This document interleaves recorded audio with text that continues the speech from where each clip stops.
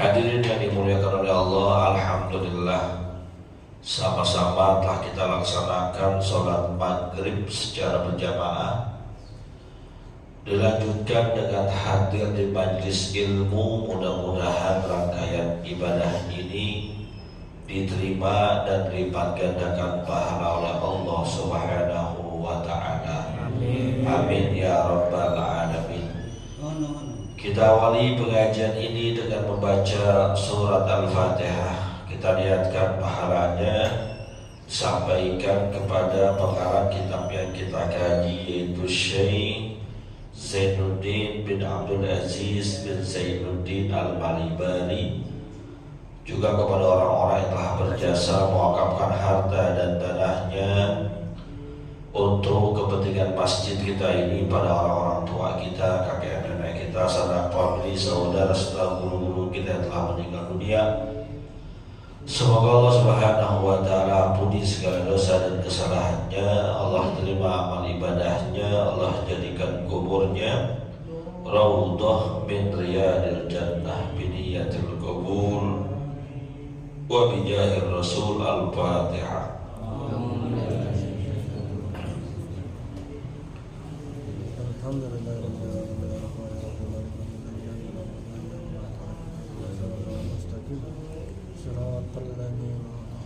Melanjutkan kajian kitab Irsyadul Ibad ila Sabilir Rasyad pada bab tentang sholat. Bismillahirrahmanirrahim. Qala al-muallif rahimahullahu ta'ala anhu wa makruhatuha tarku kashfi yadayhi inda taharrumihi wa sujudihi wa ilsaqi qadamayhi wa taqdimu ihdahuma wa i'timadun alaihima bil qiyami wa jahrun bimahalli israrin wa aqsu wa khabdu ra'sin fir ruku'i. Wallahu a'lam.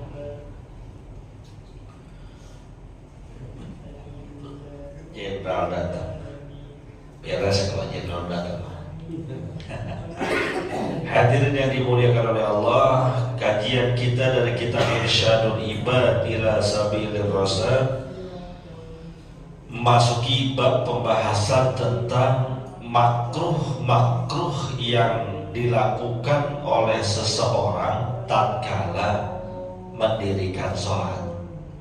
Makanya sering saya katakan, sholat itu walaupun sering kita kerjakan hampir tiap hari, mungkin dari kita kecil udah mengerjakan sholat, tapi ilmunya jangan berhenti kita kerjain.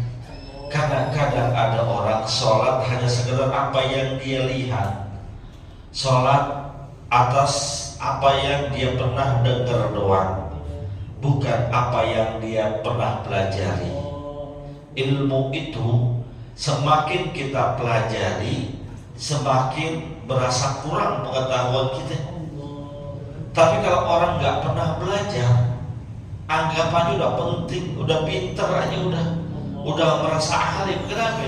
Orang nggak pernah belajar, udah merasa bener aja apa yang dikerjain. Maka ternyata sholat yang kita kerjakan kalau nggak berdasarkan ilmu, justru mendatangkan nilai kemakruhan. Makruh apa sih makruh? Makruh kan bahasa gampangnya, kalau kita kerjain nggak didemenin sama Allah, begitu. Makanya ada orang yang menghukumkan, mohon maaf, makan jengkol itu makruh.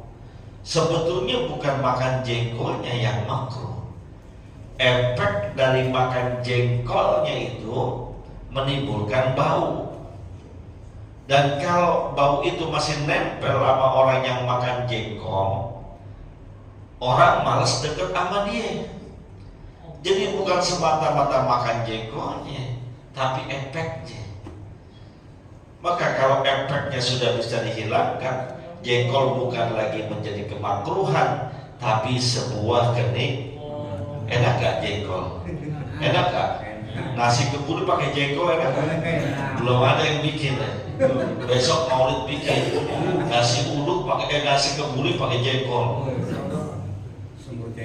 Nah, apa itu yang di antara yang makruh dalam sholat kita? Pertama, tarku kasbi yadaihi inda taharrumihi, meninggalkan melebarkan telapak tangan saat takbiratul ihram.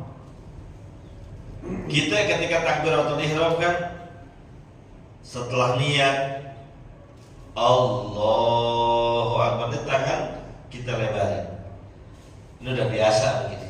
Tapi ada orang sholat selagu-lagunya dia angkat tangan Allahu Akbar, digenggam tangannya, digenggam Allah. Ini ikutan dari mana? Atau ada yang Allah dikuncupin tangannya. Nah, ada yang begini beneran. Saya berbicara kayak gini karena pernah lihat ada orang sholatnya begini.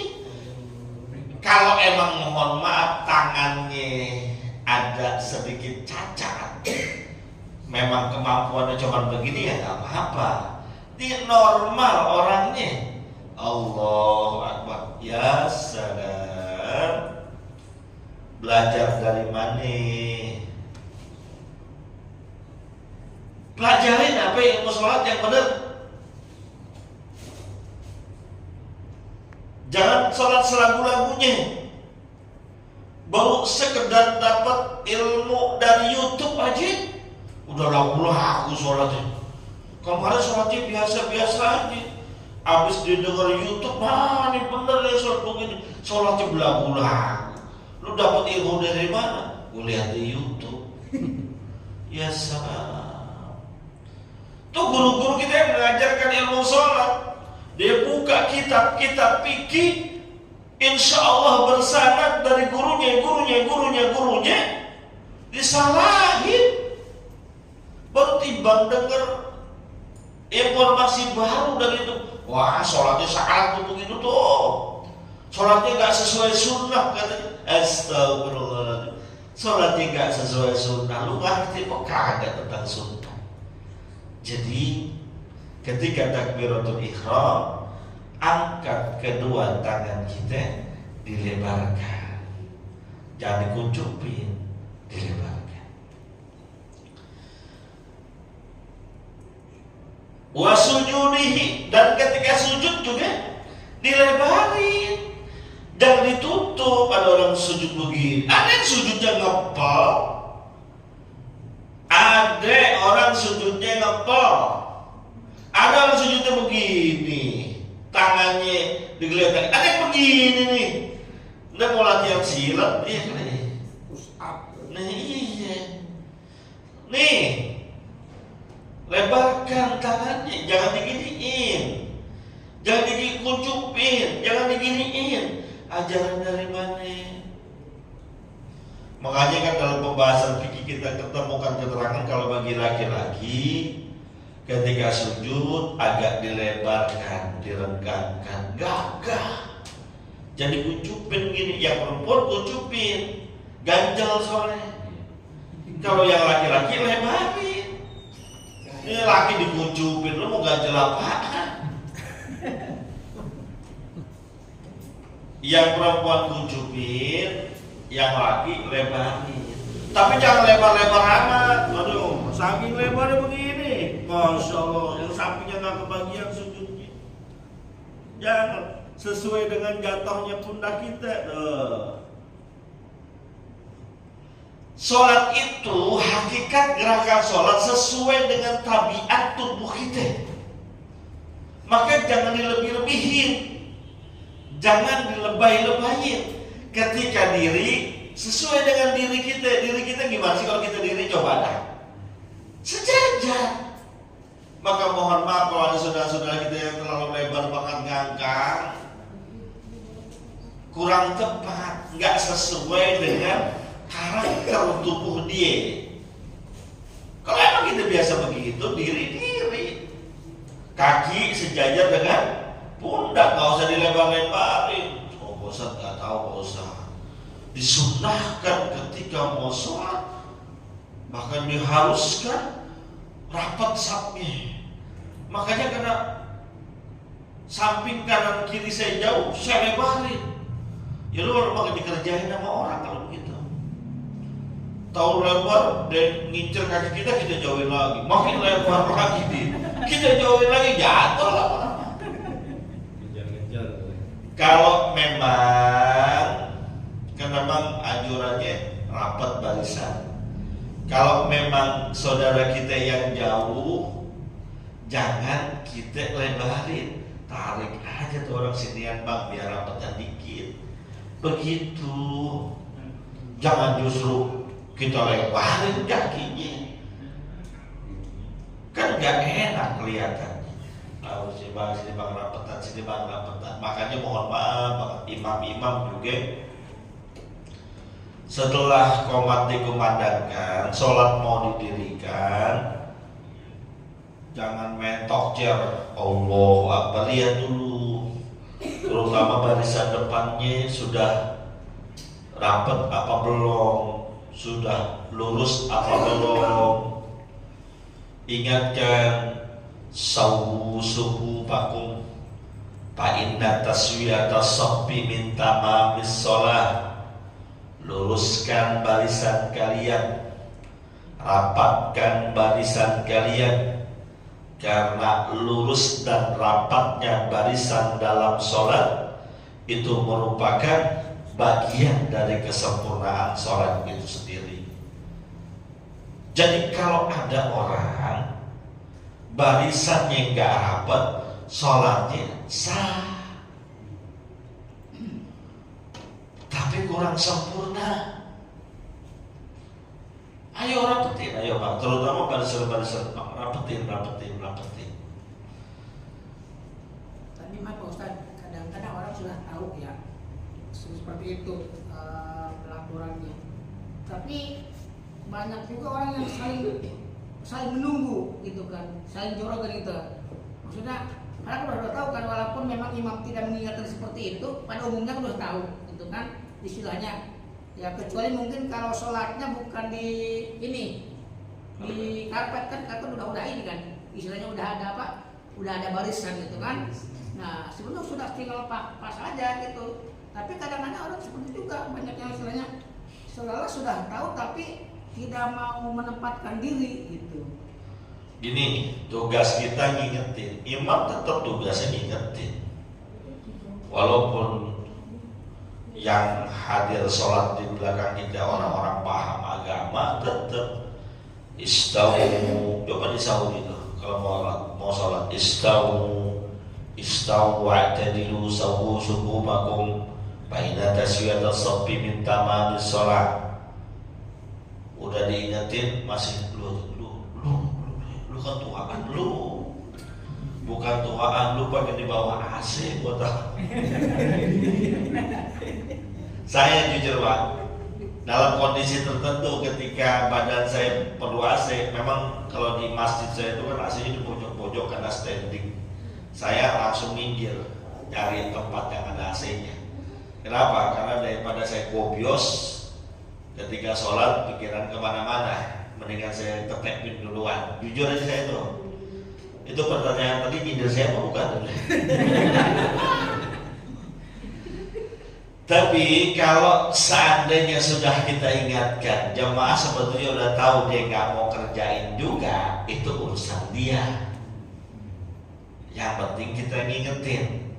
Alhamdulillah ya, kalau di masjid yang berkarpet barisannya bisa lurus. Kalau yang nggak ada karpetnya, belok dia. Lurusin. Pak Ustadz masih ada yang renggang juga, bilangin jangan renggang, rapetin. Enakan renggang apa rapet Pak Haji? Tuh, enakan rapet. Ini mau yang renggang, enakan rapet. Kesalipan.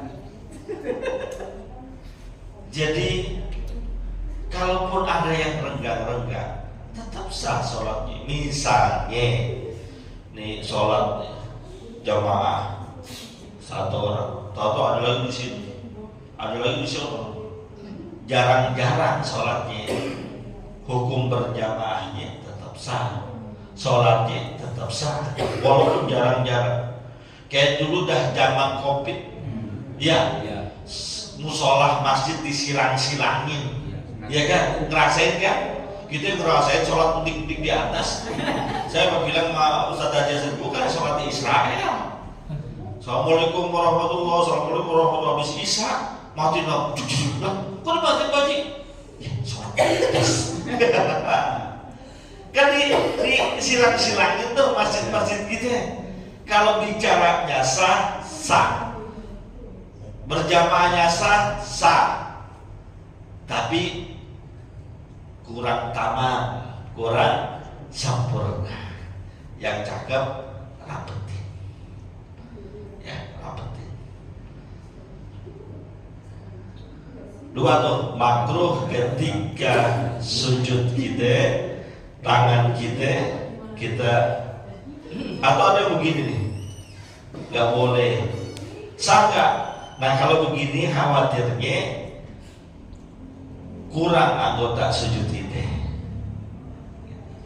nanti kurang sempurna. Selanjutnya wa ilsaqi qadamaihi wa tarki ilsaqi qadamaihi, ketika sholat sujud kita tinggalkan meletakkan kaki, dua telapak kaki. Ada orang sholat kakinya gantung gitu, diangkat kaki, saya contohin ya. Mohon maaf nih, biar sholat kelihatan. Ini sholat nih, sujud. Diangkat kaki itu tuh. Ada Pak, nih orang sholat begini nih. Nih. Tuh. Ada Pak, ada nggak pernah lihat kami itu? Ada. Tuh, ada kan? Diangkat kakinya. Tahu jurus apa dipakai tuh ini? Main kodok-kodokan. Makanya saya katakan sholat kita, ya sholat kita itu belajar yang benar, bukan enaknya kita. Habis kalau diletakin kaki saya sakit Pak Ustadz, saya angkat. Bukan masalah enak apa nggak enak, kecuali memang keadaan kaki kita cedera, ada uzur. Kalau saya ketukin sakit Pak Ustadz, ya udah bagaimana kita bisanya? Jangan diangkat kakinya kayak apa? Gitu. Jadi macam-macam orang sholat itu macam-macam. Karena saya katakan tadi, dia sholat sesolat-solatnya, bukan berdasarkan ilmu. Ada orang, ketika saya memberikan pembahasan tentang sholat, terutama tentang sujud, dia baru tahu kalau sujud itu jidatnya kudu ngentuk tempat sujud dan tidak boleh terhalang. Selama ini dia sholat pakai pecinya diturunin sampai sini, sehingga ketika dia sujud jidatnya tertutup dengan pecinya.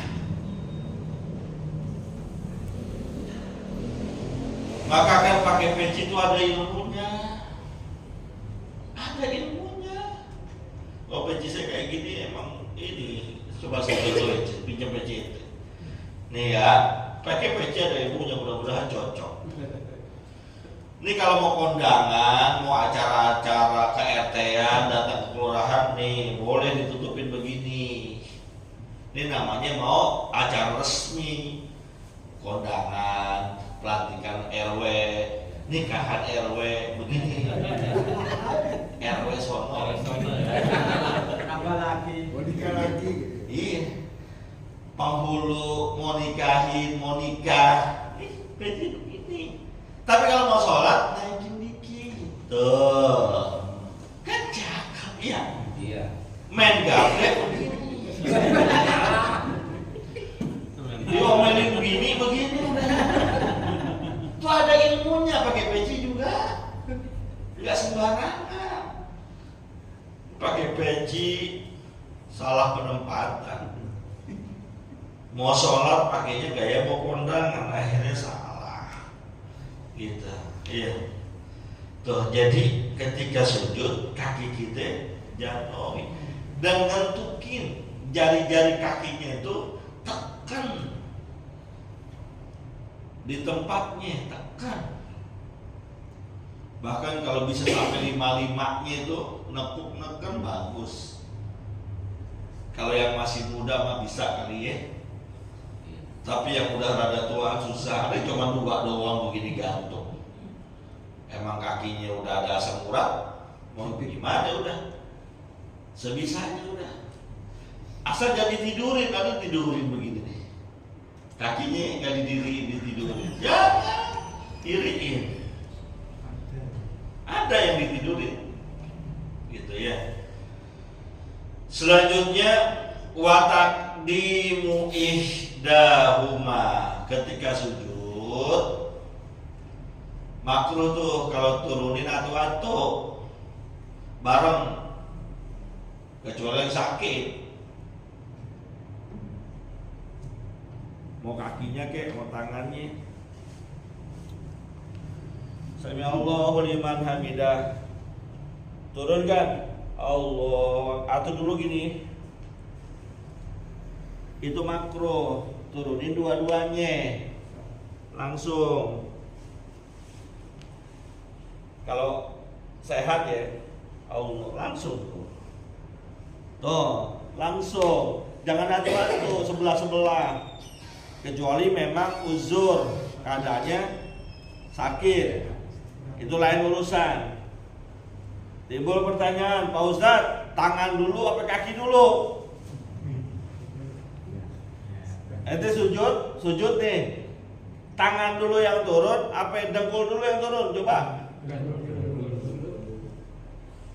Ada yang dengkul dulu, Allahu Akbar, taruh tangan. Itu ada kan?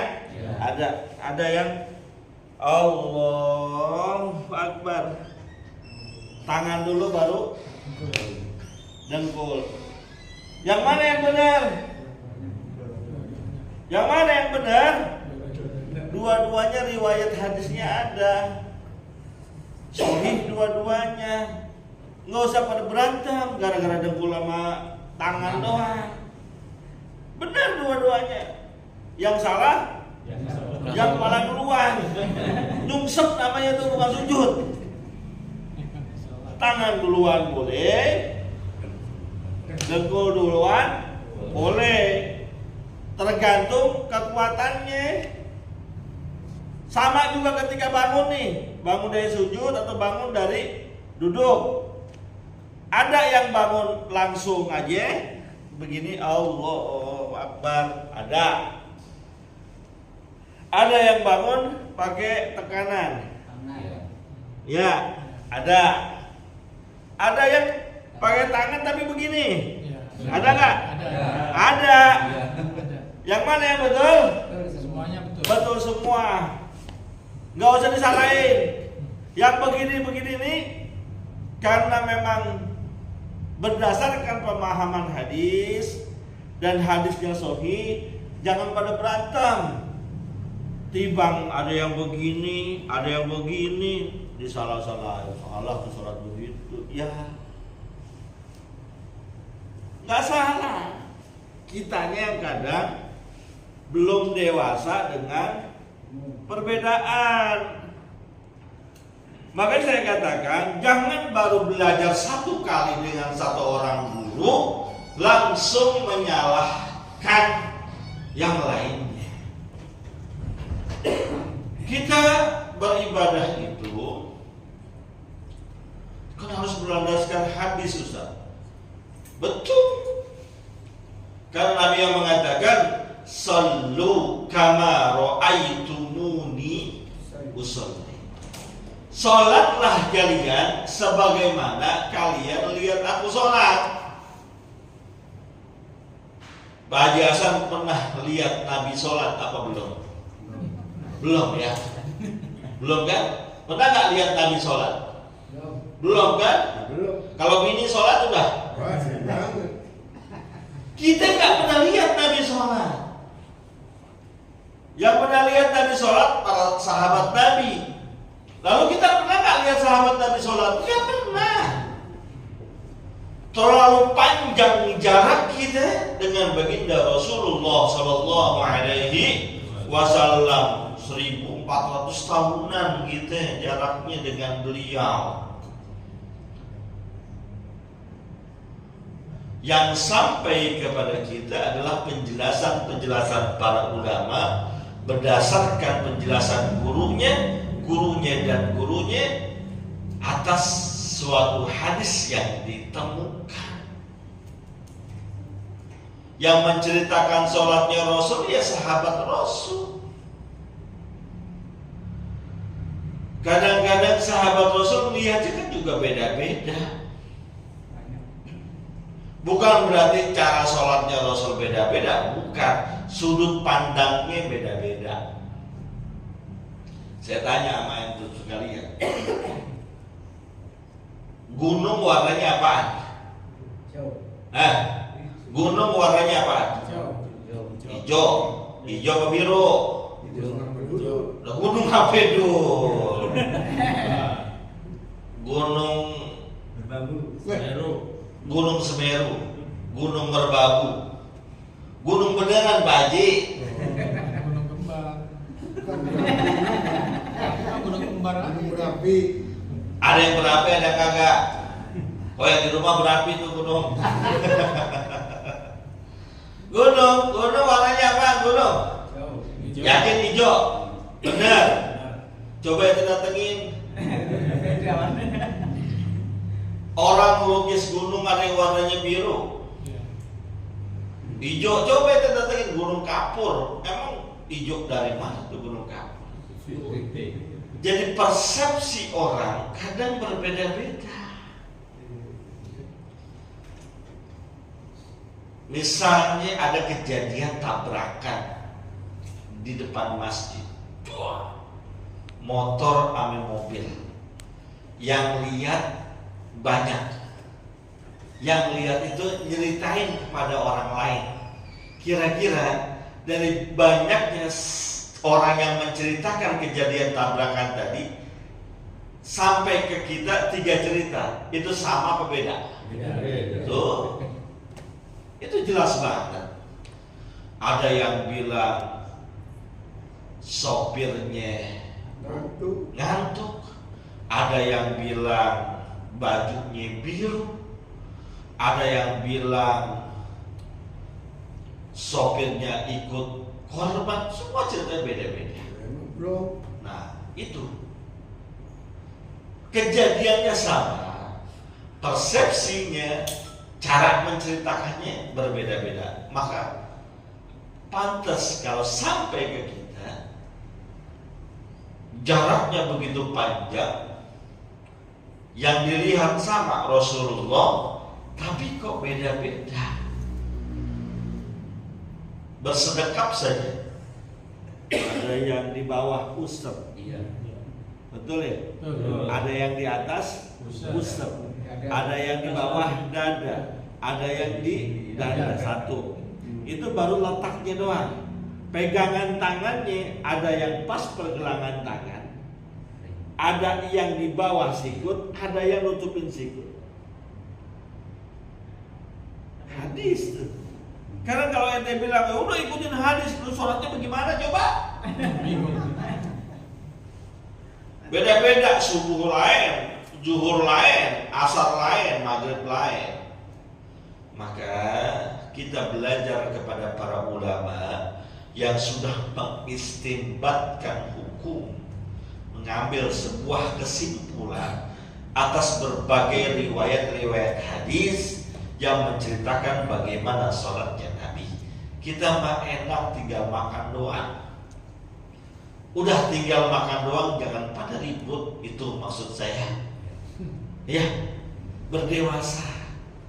Apalagi yang tukang-tukang ngaji begini, kalau masih pada ribut apa perbedaan-perbedaan pendapat, ya buat apa ngaji? Karena kata baginda Rasul, orang yang ngaji itu hatinya tenang, timbul kasih sayang. Maka orang yang suka ngaji nggak demen berantem. Orang yang suka ngaji nggak demen debat. Kalau ada orang yang suka ngaji demen debat, demen berantem, berarti ngajinya kurang tapi benar. Apalagi kalau udah ngaji kemana-mana, di kita aja gurunya kan 3, betul ya? Dari guru 3 yang ada tuh sama nggak pendapatnya? Beda.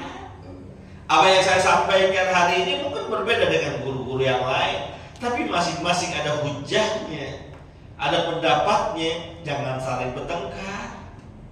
Orang gurunya sama, ngajarnya juga sama di sini. Gitu, maksud saya kayak gitu. Ayo ngaji di mana aja selain di masjid sini ada Masjid Nurul Hilal atau Masjid di Wijaya sana, bertemu dengan guru yang berbeda. Lalu kok beda ya apa yang kemarin terangin? Udah tenang aja dulu, ikutin aja dulu. Saya pun dulu begitu. Perasaan guru Amang ngajarnya begini, ketemunya kok beda. Ini beda lagi. Semakin kita banyak hadir di majelis ilmu, semakin kita terbuka pikiran dan semakin dewasa kita dalam mengambil sikap. Jangan pada berantem. Jelas? Lanjut ya.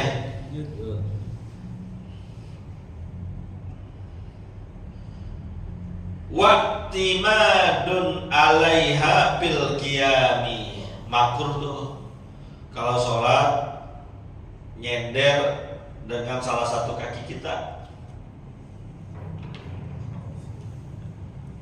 Saya tuh kalau ngajar fikih tuh memang demennya mempraktekkan, jadi nggak rawa-rawa. Ini nih, kita sehat. Imam lama banget ya kan. Wal maghdubi alaihim waladdallin. Amin. Bismillahirrahmanirrahim. Wal mursalati urfa fal asifati asfa. Makmum yang di belakang nah dia baca surat apaan nih? Mana panjang banget dia baca. Kaki pegal terus nyet gini nih, mirip gini. Boleh enggak salat begini nih? Boleh enggak? Sah enggak salat begini? Enggak. Sah. Selama dadanya masih ke arah kiblat sah. Anggapnya kiblat di sono. Atau di tembok nyender nih. Ini di sini nih. Ini. Ya, imam lebih banget gini aja. Pamer banget. Boleh nggak salah begini? Boleh nggak? Boleh. Tapi makruh. Nyender. Boleh makruh. Kecuali memang ada uzurnya. Habis tabrakan. Dimaksain mau sholat diri juga. Cenderan gini pakai tongkat, nggak apa-apa. Walaupun ada uzur buat dia. Kalau nggak bisa diri, nggak kuat diri, udah duduk gitu. Nyender boleh selama dada kita masih itu ya nyender. Makanya imam saya katakan jangan mentang-mentang apalanya banyak, bacaannya panjang-panjang. Maunya jamaah Masjid Nurul Iman. Kan kata Nabi, "Idza shalla ma'an nas falyukhaffif." Apabila kalian sholat bersama manusia, ringanin. Kenapa? Karena di belakang kalian ada orang tua. Di belakang kalian ada anak-anak. Di belakang kalian ada yang bininya 2. Ya giliran lagi mau ke bini muda kan? Buru-buru. Udah siap-siap. Udah siap-siap malam Jumat. Ya kan? Malam Jumat udah habis kerja mau rebahan sama bini muda. Ustaz Aslani imam sholat Isya. Dibacanya amma yatasaalun anin naba'il azim. Kalau bacanya banyak ayatnya, tapi bacanya cepat enak. Yang mana lama banget. alladzi hum fihi mukhtalifun. Ini imam makmum yang di belakang yang mau ke pabili muda mulai teriak dalam hati, kampret banget. Nggak tahu lagi sepanjang apa ini. Santai aja, santai. Kalau mau sholat lama sendiri aja, ya. Kalau sholat yang bareng-bareng ya udah nggak usah lama-lama. Apalagi sholatnya 4 rakaat, kecuali sholat yang 2 rakaat, sholat subuh, nggak apa-apa dah pakai sabihis halataka, wasamai watorik boleh. Sholat 4 ya udah dah pakai pasaran waduha alam nasroh. Iya, watin. Ini jangan inakulu, kecepatan juga. Ini inakulu. Jangan juga, jangan terlalu cepat. Ringan itu berarti tidak terlalu lama, tidak juga terlalu cepat. Itu namanya ringan. Sedang-sedang saja. Gitu. Salat nyender ya begitu boleh. Cuma makruh hukumnya. Wajahrin bimahalli isrorin. Makruh juga menjaharkan suara kita ketika sholat di tempat yang sholatnya harusnya sir. Sholat zuhur, sholat asar itu kan biasanya nggak kedengeran. Terus imamnya tahu Bismillahirrahmanirrahim, Alhamdulillahirabbil alamin, Arrahmanirrahim. Nggak tahu nih imam lagi keder kali, ya kan? Habis pulang kampung dari Banten, ya pulang buru-buru, ya kan? Belum ngapa-ngapain udah suruh balik lagi. Belum ngapa-ngapain udah jalan pada betul DKM. Asal pulang. Nggak pulang buru-buru, timbang Jumat siang pulang, Jumat siang pulang ke Banten, Sabtu pagi udah suruh balik lagi, kan buyang tuh, iya kan? Orang telepon sama jenderal bagaimana? Pulang nggak? Balik lagi nggak? Udah balik, asal nih pulang ke sini, nyampe sini zuhur, pas banget, udah masuk waktu, komat imam datang, baru pulang kampung belum ngapa-ngapain kan keder. Dia baca kencang Alhamdulillahirabbil alamin Arrahmanirrahim. Maka kalau ketemu imam yang kayak gitu, makmum diemin aja udah. Jangan subhanallah, subhanallah. Jangan. Gak usah ditegur, biarin aja. Bilang paling dikeder. Gitu aja udah dalam hati. Iya, jadi komentarin. Atau sebaliknya, ada makmum yang sholat maghrib, isya subuh cicing wae. Allahu Akbar. Cicing aja, diam aja. Toto Allahu Akbar ruku. Biarin aja, jangan subhanallahin, biarin. Namanya juga orang baru pulang kampung disuruh balik lagi ke Jakarta, keder. Makanya biarin kalau dia pulang kampung jangan diteleponin. Cuma dapat 1 ronde kali ini. Mending kalau dapat 1 ronde, belum dapat acang. Gitu. Ada kadang imam-imam ini yang kadang ada karena mungkin lagi banyak masalah, mungkin lagi banyak pikiran, maka jadi imam tuh harus strong. Kalau lagi ada masalah, terus ada imam cadangan, suruh aja, lu aja yang imam dah. Bang Yudi ada yang pulang, imam dah, kenapa? Gua belum connect nih, baru aja pulang, baru untuk rumah udah suruh pulang lagi sama biasa. Udah lu aja imam, udah biarin, yang penting gua ada di sini, tuh begitu. Kalau lagi pikiran kita carut marut, jangan jadi imam. Imam lagi berantem sama bininya, jangan jadi imam. Berantem sama bininya langsung jadi imam, jangan. Takut dibawa. Allahu Akbar. Bismillahirrahmanirrahim. Alhamdulillahirabbil alamin. Habis marah-marah sama bininya itu dia. Jangan. Ya, tenang, yang tenang. Jadi imam tuh yang tenang. Slow. Gak usah ngeberatin dirinya, jangan juga ngeberatin jemaah. Selanjutnya, wahab duroksin perrukui, ngangkat pala, ngedangakin pala ketika ruku. Ini diangkat begitu tuh. Kan kalau kondisi badan lagi bagus, ruku kita ini sejajar nih, dari belakang sampai pala lurus. Yang bagus tulangnya masih. Kalau saya udah kegemukan, udah nggak bisa begini, jujur aja, ganjel di perut. Nah, walaupun nggak bisa lurus begini, tapi palanya jangan begini dangakin. Ini jadi dangakin bahasa Betawinya. Lurusin, tetap pala kita ngarah ke tempat sujud. Dan jangan terlalu dipaksain banget, udah nggak bisa begitu, udah dipaksain, dia not banget, jangan patah, petak aja. Gara-gara sholat jadi patah tulang, repot urusannya. Ajinain. Ya, jadi ketika tubuh kita normal, maka maksimalkan pergerakan sholat kita. Tapi tatkala tubuh kita sudah tidak normal lagi karena mungkin ada cedera atau mungkin karena termakan usia ataupun fisik yang sudah mulai rentah, maka maksimalkan saja yang ada, nggak usah dipaksain. Kayak mohon maaf, ketika sholat kita kan kalau mau tahiyat itu mau salam duduknya tawarruk ya. Jujur saya udah nggak bisa tuh duduk tawarruk, udah berat banget, maka saya selalu iftiros duduknya.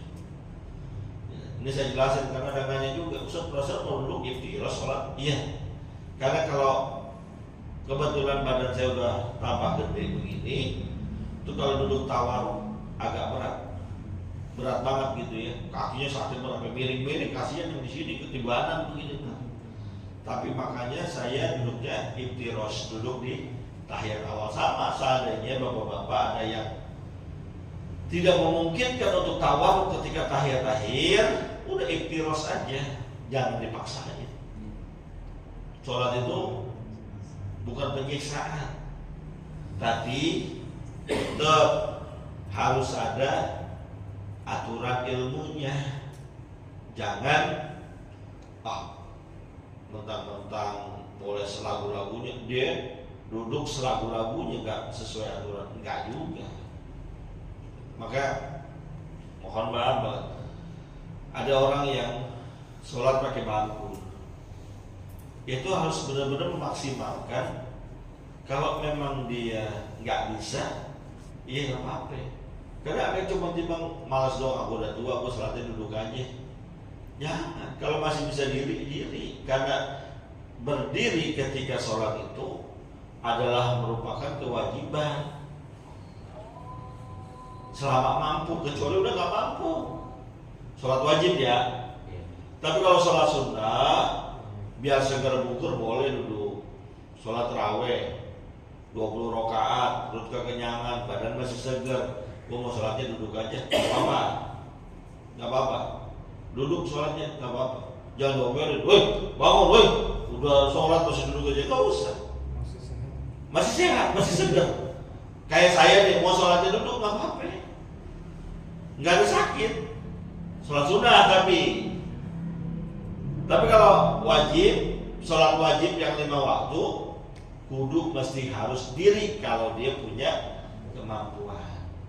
Bangun sholat tahajud jam 2, setengah 3, mata lengket banget. Saya sholatnya duduk aja di atas tempat tidur, boleh. Sholatnya di atas tempat tidur, boleh. Sambil duduk, boleh.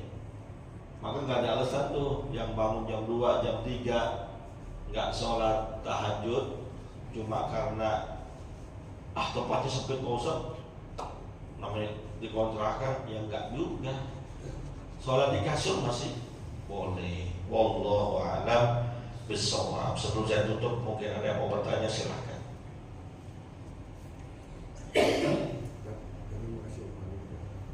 Boleh. Ada mau nanya nih? Oke, ini ada informasi dari itu. Assalamualaikum warahmatullahi wabarakatuh. Ya Ustaz, Bapak Ustaz Yunus yang kami hormati, jamaah masjid Iman yang kami hormati. Jadi menindaklanjuti informasi pengajian mendadak Pak Ustaz, ya kan? Ya, karena jadi pendapatan Nurul Iman kan besok tanggal 14 ya, 14 Juli yang kan minggu. Akan tetapi dari pengurusnya datang ke tempat aneh, jadi dia mengasih tahu bahwasanya Kiai Busyairi itu nggak bisa hadir karena ada undangan dari pesantren di Dermaga Bogor yang undang Syekh gitu. Jadi mereka tidak bisa hadir Kiai Busyairi. Untuk itu mereka pengurus juga menanyakan bagaimana Pak Jasa. Saya bilang ya udah nggak usah batalin aja dulu gitu kan. Jadi kita batalkan rencana pengajian utara itu gitu loh. Nah itu jadi dioper ke Nurul Yakin ke Balen. Jadi kita nggak jadi nih. Insya Allah bulan depan bulan Agustus gitu. Karena kan kalau nggak ada Kiai Busyairinya ya kan. Akhirnya ya kita akan batalin gitu kan. Insya Allah minggu depan gitu. Tapi dilanjutkan juga pengajian utara itu tanggal 14 di Nurul Yakin ke Balen. Nah itu aja info yang kami undang yang infokan minggu lalu. Jadi sekarang punya pengajian kita batalkan insya Allah pada bulan depan di bulan Agustus. Ya, terima kasih. Wabillahi taufiq wal hidayah. Wassalamualaikum warahmatullahi wabarakatuh.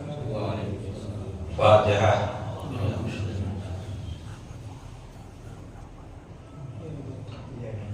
Bismillahirrahmanirrahim. Alhamdulillahirabbil alamin. Allahumma shalli wa sallim ala sayyidina Muhammad wa ala ali sayyidina Muhammad. Allahumma inna ala dzikrika wa syukrika wa husni ibadatika. Allahumma ighfir lana wa liwalidina warhamna warhamhum kama rabbawna shighara. Wa hab lana ya wahhab ilman wa hikmatan wa rizqi ya razzaqul musahhila. Wa bil khairi ya fattahu bil huda wa bil alim wa bil mufaddila. Wa sallallahu ala sayyidina Muhammadin wa ala alihi wa sallam. Alhamdulillahirabbil alamin. Terima kasih. Mohon maaf. Assalamualaikum warahmatullahi wabarakatuh.